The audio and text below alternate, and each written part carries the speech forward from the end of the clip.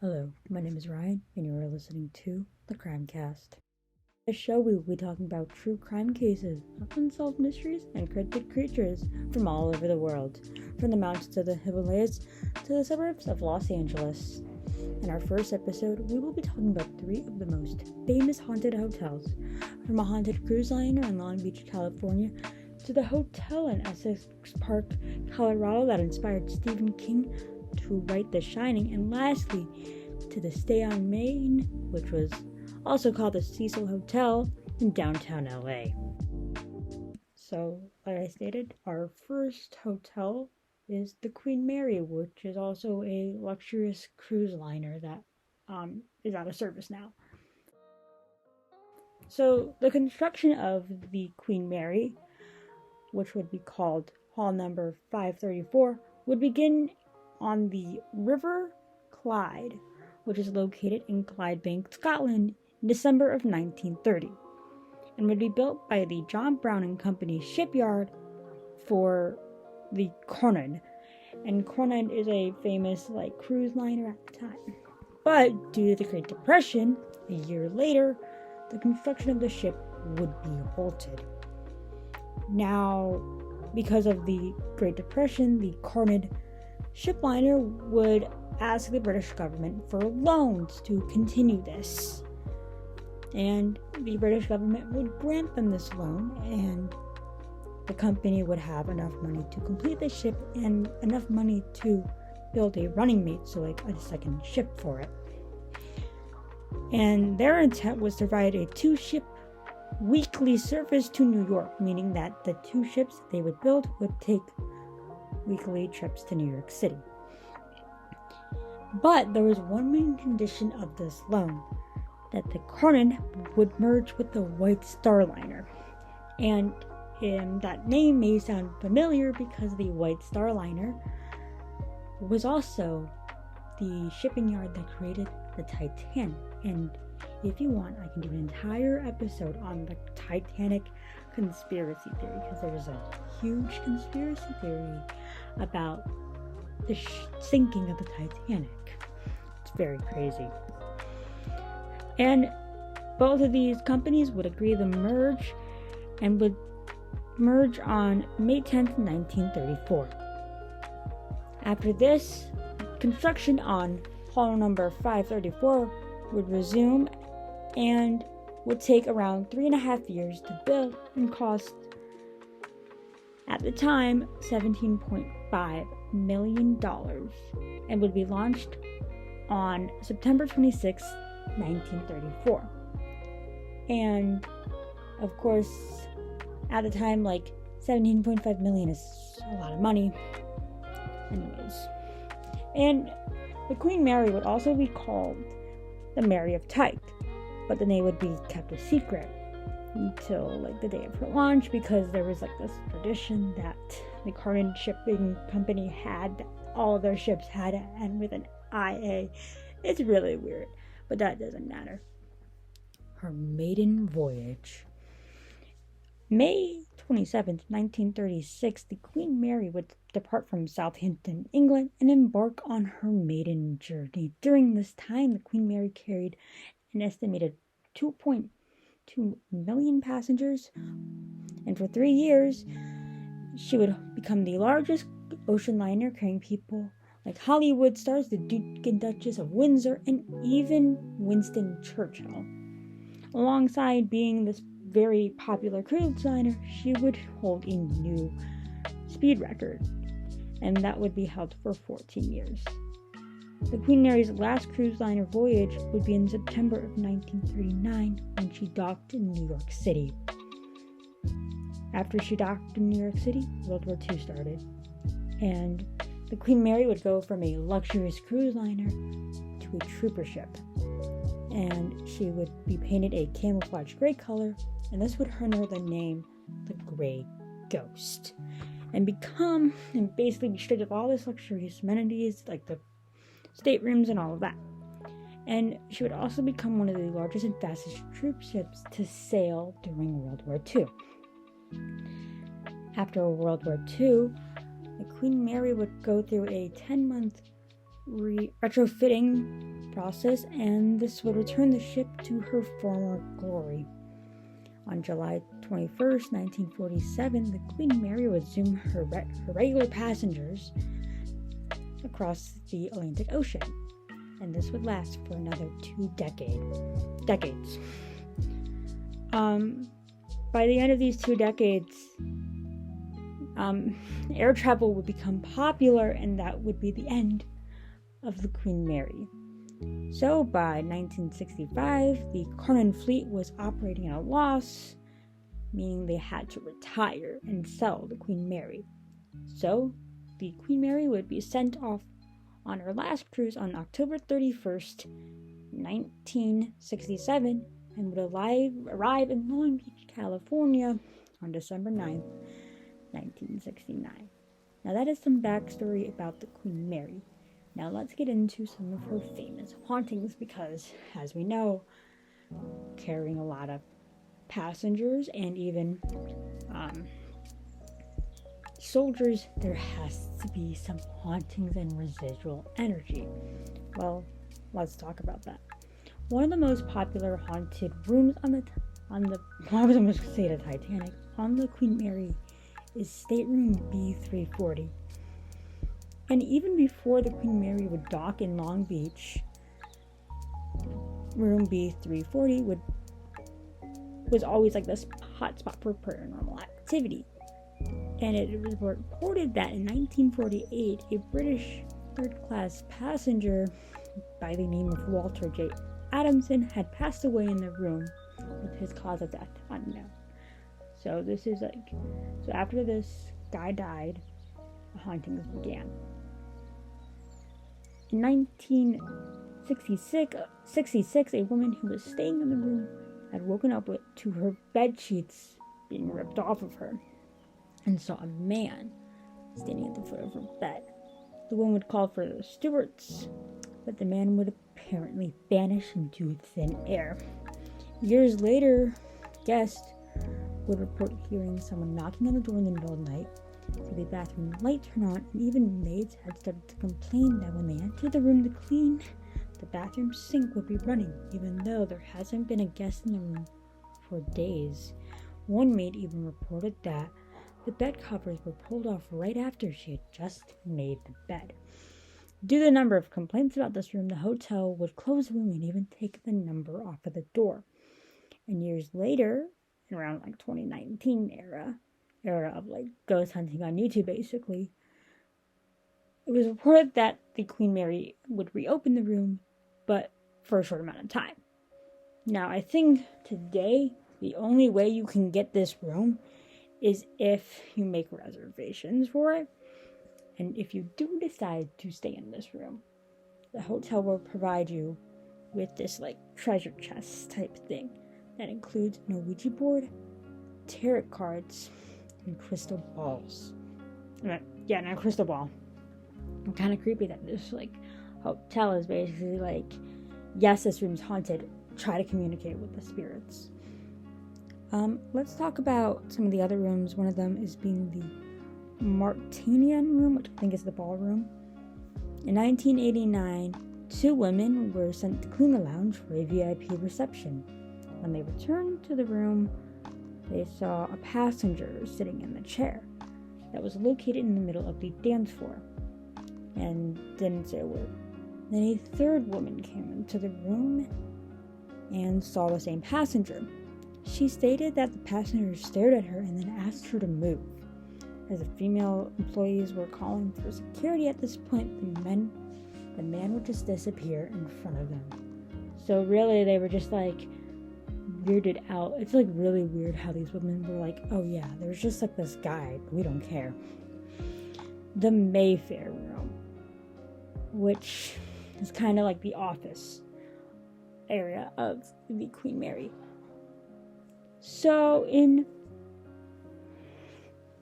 before the Queen Mary became a hotel, this was the ship's beauty salon.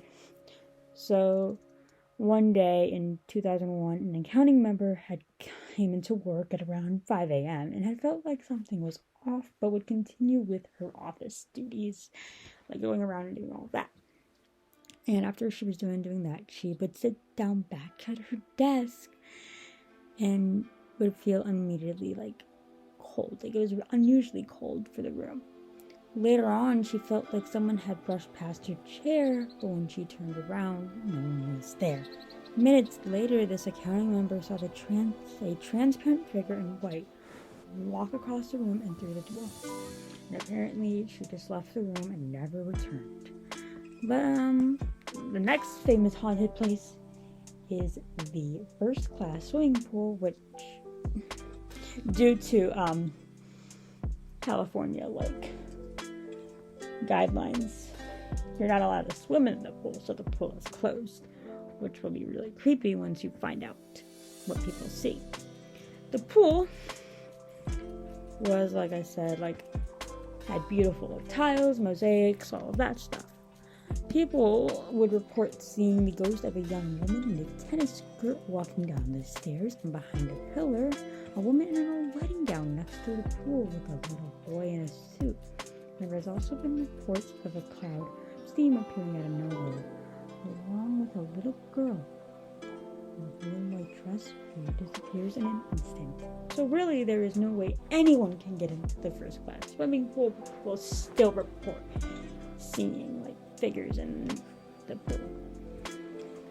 Another famous one is the boiler room number 4 and hatch door number 13, which is actually another very hot spot for paranormal activity, as well as a very popular spot to go if you do a ghost tour at the Queen Mary. So, in boiler room number 4, guests report seeing a little girl either holding a doll or just sucking on her thumb. Now, hatch door number 13. In 1966, all the watertight doors in the engine and boiler rooms were ordered to be closed. It isn't stated why or what was the cause. 5 minutes later, an 18-year-old Yorkshire crew member was found crushed in the door of hatch door number 13, trapped with his arm to his side. Even though crew members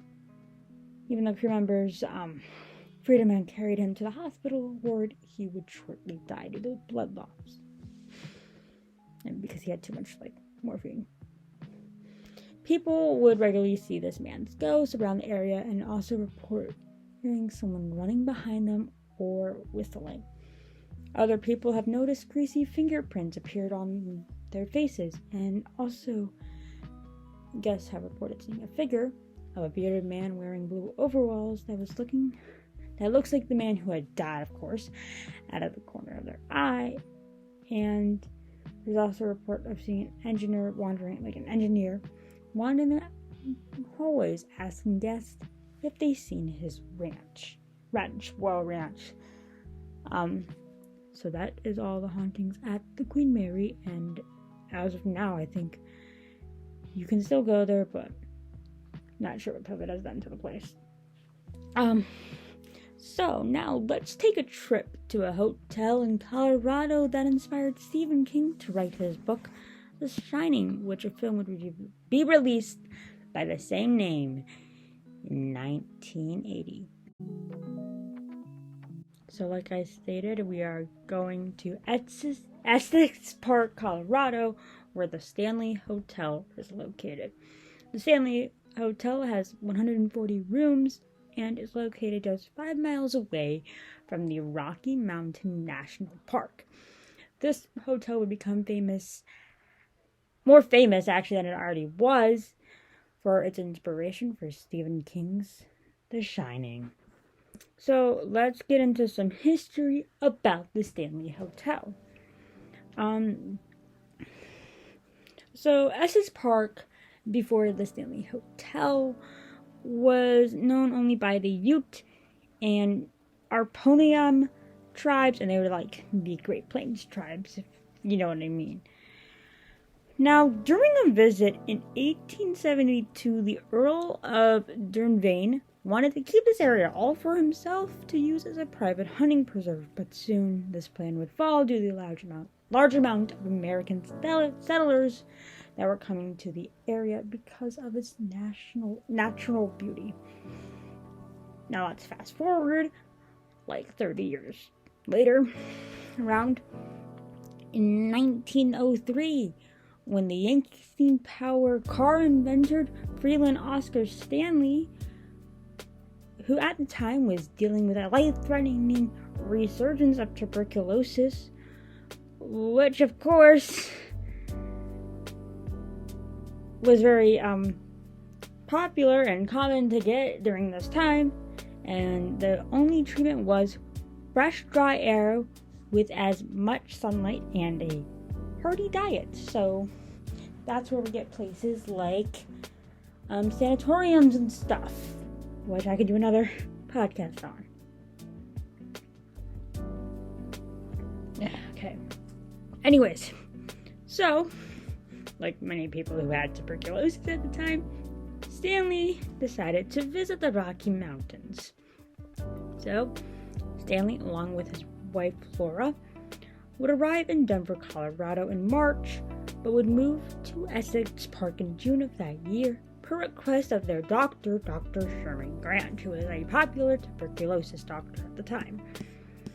During the summer, the Stanleys would live in Estes Park, and as well as this time, Stanley's health would improve dramatically, and the couple would fall in love with the beauty of the valleys and also the mountains. And they would soon return every summer because of the natural beauty and its cure of Stanley's tuberculosis, like it cured him. Now, this couple was used to the high life of the East Coast, like the popular, like all that stuff. And the little community of Estes Park gave them a little to simulate and a challenge. And challenges these multi-talented geniuses. So it challenged them to do something there. So the couple decided to move there and construct a grand hotel. And the Hotel Stanley would open in 1908, with construction starting in 1907. So this is a very short time period, literally 1903 to 4 years, very short time period. The Hotel Stanley had a total of 48 rooms, and the first guests that came there would be astonished by what they saw. Electric lights, telephones, ensuite bathrooms, staff of uniformed servants, and a fleet of automobiles were at their disposal. The hotel had helped outdevelop the town, so in 1917 it was officially manipulated with waterworks, power plants, and civic organizations. So the whole 9 yards. So let's talk about The Shining. So 70 years later. By the 1970s, the hotel population began to drop due to lack of care and investments happening. There was also reportedly a plan that the hotel would be demolished, but that wasn't until Stephen King spent a night at the hotel. The year was 1974, and Stephen King had just finished writing his first two books, Prairie and Salmon's Lot, and they were set in his home state of Maine, where most of his books, like I said, like we all know, are located in. King decided for his next book, he wanted to have a change of pace, stating, quote, "I wanted to spend a year away from Maine, so my next novel would have a different sort of background," end quote. So the Kings would take out an atlas and point to a random location. That location would be Boulder, Colorado. While living in Boulder, King and his wife, Tabitha, would hear about the Stanley Hotel and that the hotel was about to close for the season. So they decided to take a little trip to Estes Park. On October 30th, 1974, the Kings would check into the hotel and would be the only two guests in the hotel that night, with King stating, quote, when we arrived, they were just getting ready to close for the season, and we found ourselves the only guests in the place, with all these long, empty corridors," end quote.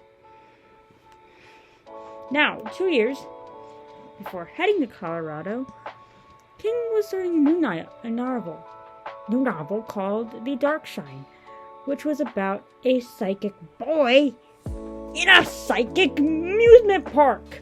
But the idea never came into function, and he abandoned that book, which is like really weird. It sounds like a horror movie, like, okay. But when they were staying at the hotel, this story would come back to him. During their dinner in the dining room, all the tables would have had their chairs up, while the King's was the only table set up for dinner that night. Alongside this creepy scene, there was also taped orchestra music playing. King would state, quote, except for our table, all the chairs were up on the tables, so the music is echoing down the hall. I mean, it was like God had put me there to hear that, see those things. By the time I went to bed that night, I had the whole book in my mind, end quote. After dinner, Tabitha would go back to the room 217, which we'll talk about later, while King went down to the bar. King returned to the room and went to go to sleep, but would be woken by a dream he had. Quote, that night, I dreamed of my 3-year-old son running through the corridors, looking back over his shoulders, eyes wide, screaming. He was being chased by a fire hose. I woke up with a tremendous jerk, sweating all over. Within an inch of falling out of bed, I got up, lit a cigarette, sat in a chair looking out the window at the Rockies, and by the time the cigarette was done, I had the bones of the book firmly set in my mind, end quote. Which is like, everyone like thinks it's so cool that literally it took Stephen King a cigarette to write The Shining. It's really crazy, and then that's how The Shining came to be. Now let's talk about the hauntings of this hotel. Like we stated earlier, room 217 is where Stephen King stayed, but this room is also known for its paranormal activity. In 1911, during a snowstorm, head housekeeper Elizabeth Wilson, was lighting the lanterns in room 17 when an explosion occurred. Miss Wilson would be blasted to the floor into the MacGregory dining room, in which she would suffer from only a broken ankle, which is kind of weird.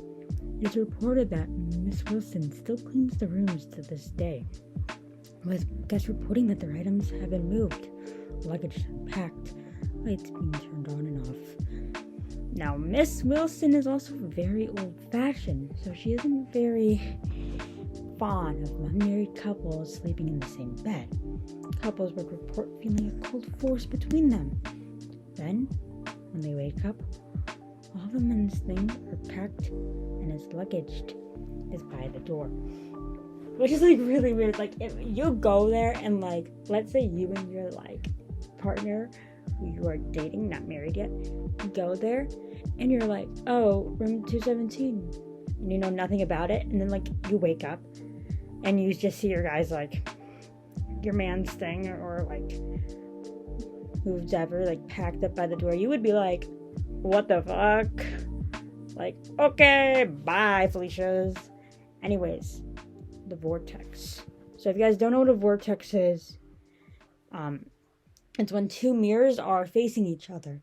That's like a little dumbed down version of it. Their staircase, located between the floors in the hotel's lobbies, have been dubbed the vortex due to the amount of windows and mirrors facing each other located in this area. Mirrors are suspected to be portals for spirits to pass through, like I said before. Guests report feeling cold spots and feeling dizzy while on the stairs, and quote, as though something had just walked through them, end quote. I don't know who that quote is from, but that is a quote many people say. Orbs and distortions have been caught on camera.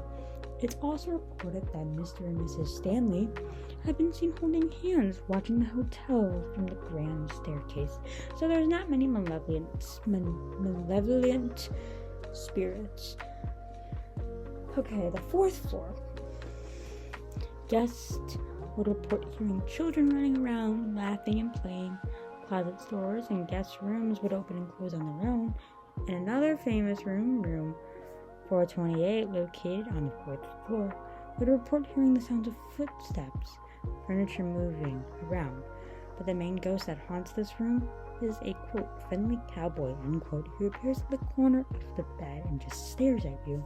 So as you can see, these hauntings aren't as creepy as the Queen Mary's, but yeah. Our last hotel became popular in the last years thanks to a Netflix documentary series called, quote, Crime Scene, The Vanishing at the Cecil Hotel, end quote, and a famous video that appeared out of this hotel. So now let's get into the Cecil Hotel.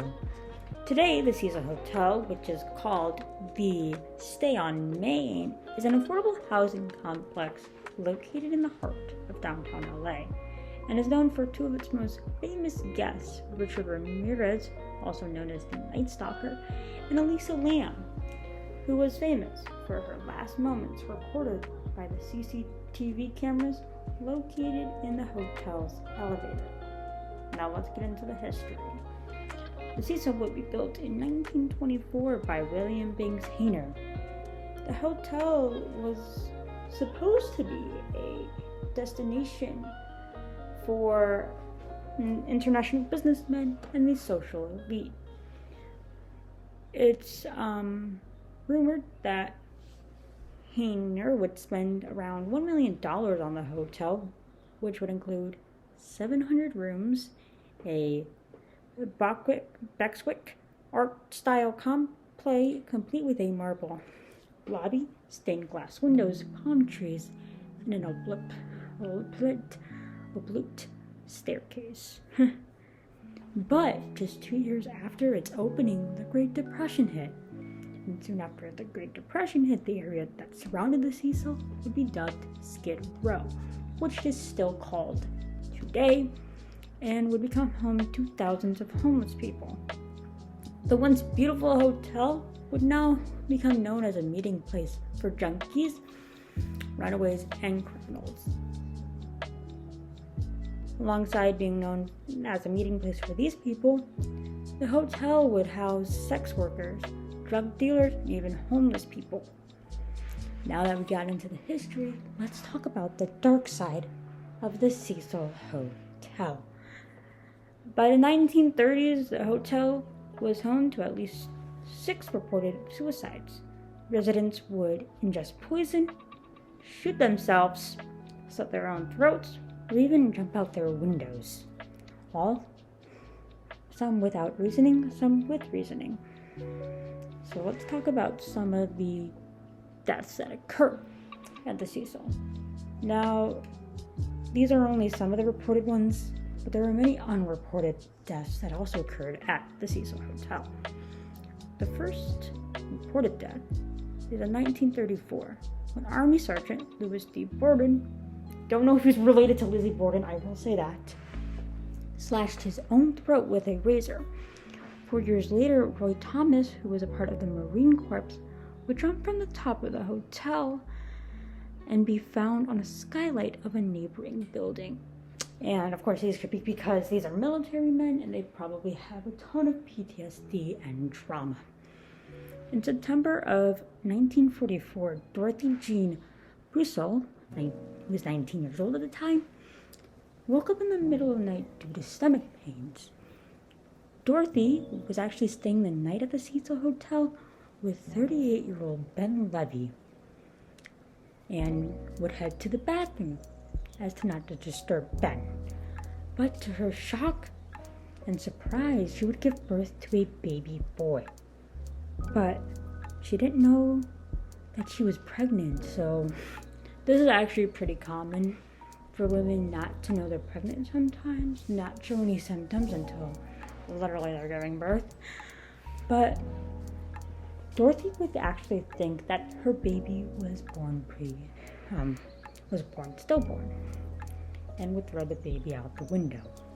The baby would land on the roof of the next building over, and it's not reported if the baby survived or if the baby died from this fall. But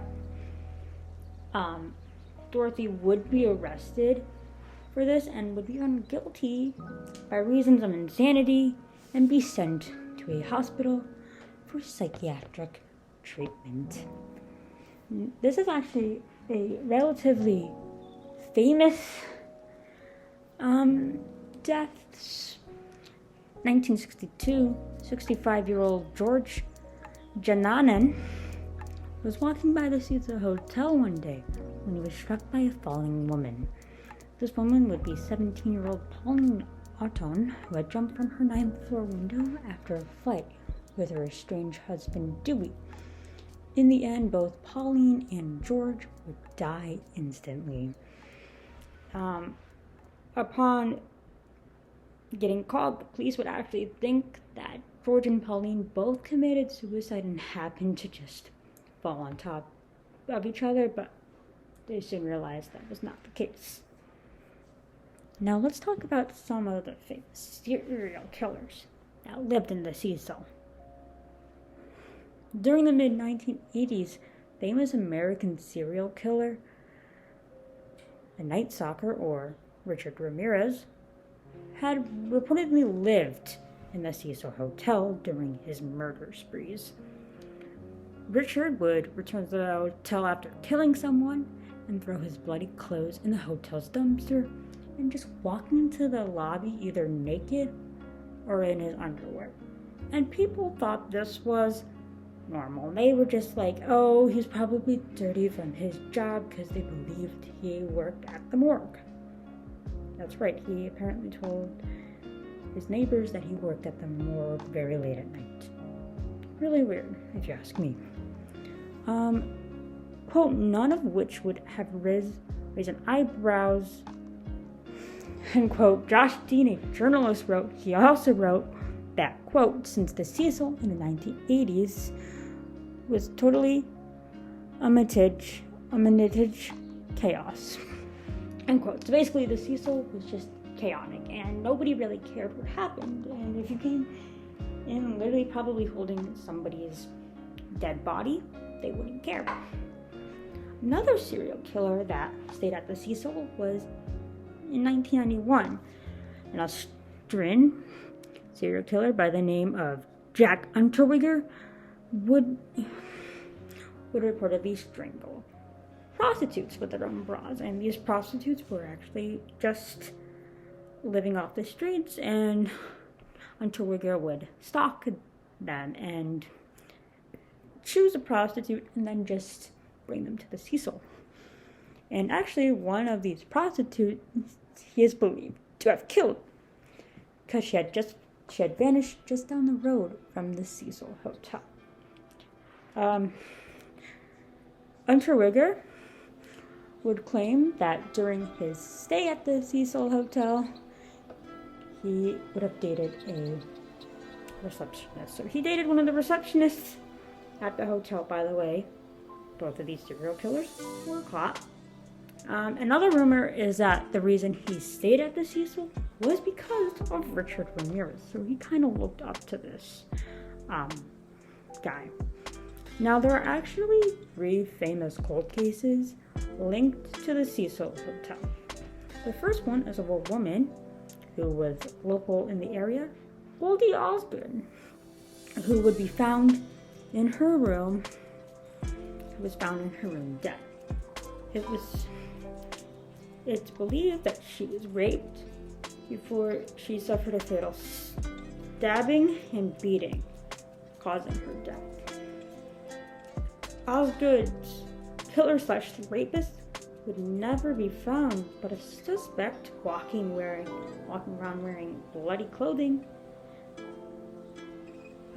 would be suspicious and basically taken into police custody and be like, did you kill this girl? And the suspect would be cleared after figuring out that he wasn't. The second guest was Elizabeth Short, who you may know as the Black Dahlia. Had actually stayed at the hotel just before her murder on January 5th, 1947. And if you want me to do a podcast episode on the infamous Black Dahlia, leave a comment down below. And lastly, to Elisa Lam. February 19th, 2013, the body of a 21-year-old Canadian college student, Elisa Lam, would be found in one of the hotel's water tanks located on the roof. Elisa had gone missing 3 weeks prior, and the reason that the water tank was searched was because guests were stating that there was bad water pressure and a, quote, funny taste, end quote, in the water. Authorities would rule Elisa's death as an accidental drowning, but many people don't believe that due to the footage and what her behavior was leading up to the murder, to her death.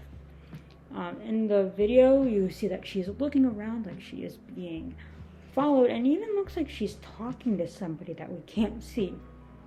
Another rumor is that Elisa was playing the elevator game, which is a kind of like a horror game that originated in either Japan or Korea, where you press a series of elevator buttons in a row, and it's reported to transport you into another dimension, maybe to the upside down, where you will meet Vecna, or even the Demogorgon.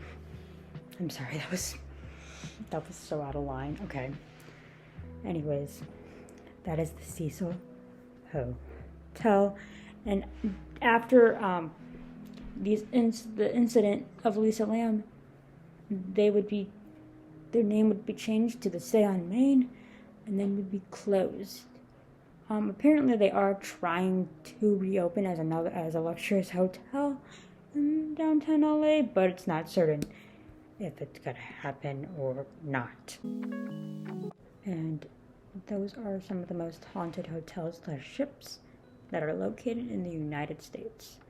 As of today, which is June 9th, you are still able, I believe, to stay on both the Queen Mary and also stay at the Stanley Hotel.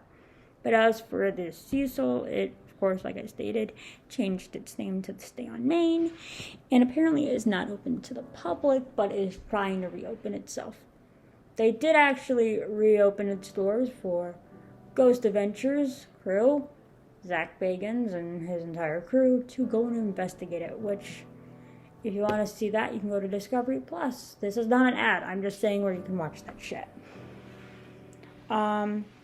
And as for both the Stanley and the Queen Mary, there are a ton of YouTube videos out there of YouTubers going, like Sam Colby, TFIL. I hate to say his name, but Shane, you know who. Anyways, in our second episode, we will be talking about the infamous Dyatlov Pass incident, in which 9 Russian hikers would be found wearing no winter/hiking clothes and with mysterious injuries to their body. This Russian police would report that the cause of death was hypothermia.